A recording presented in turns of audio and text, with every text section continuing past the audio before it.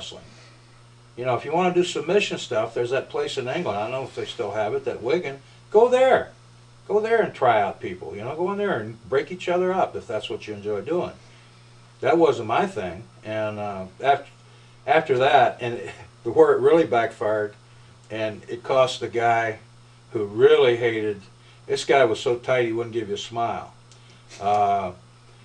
Because, you know, he's giving something. So later when I was working with ICW, I was a babyface for some reason, and they wanted me, the Poffos, Randy Savage, Angelo was working on the mask as the Miser, which is a very good gimmick, true to life gimmick.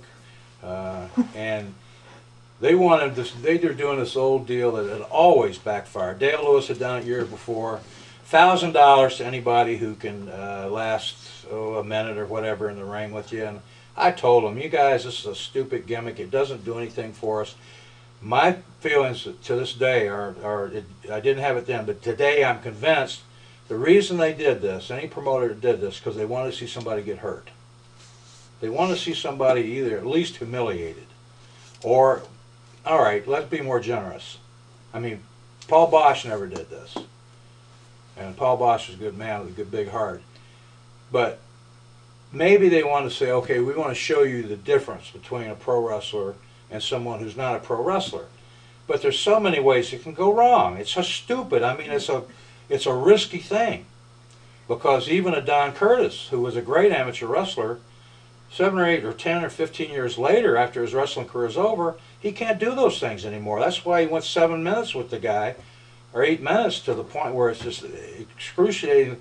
Me, only a few years after the Olympics, I took me 9 or 10 excruciatingly long minutes with Don Kernoodle.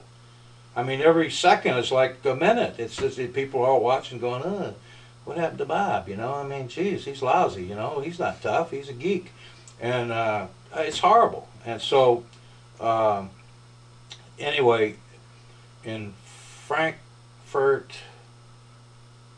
or Franklin, somewhere in Kentucky, this guy got in the ring and the challenge, and he was probably 130, 140 pounds. And I've talked to him since.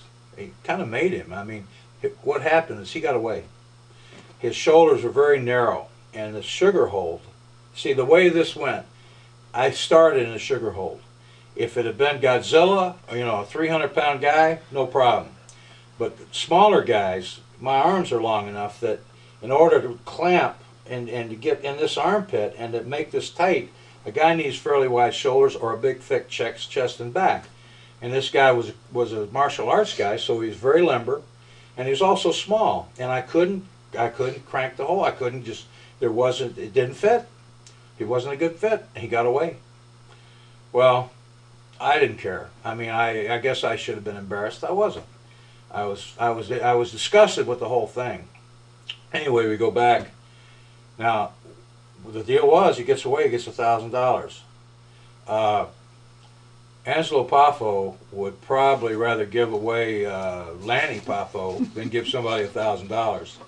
And so, you know, we're back there, and Ronnie Garvin, myself, Orton, I mean, we got 10% of the company, so it cost me $100. That's one of the things I was disgusted about. But saying, well, should we pay him? Should we pay him? Meanwhile, it's intermission, and you hear out in the crowd, pay him, pay him, pay him. I said, Angelo, there's your answer. I think you better. And I found out years later he tried to stiff the guy.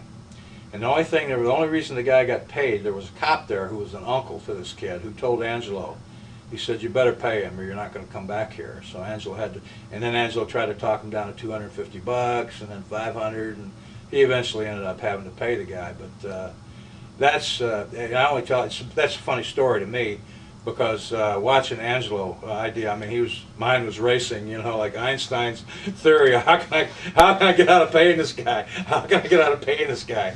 And anyway,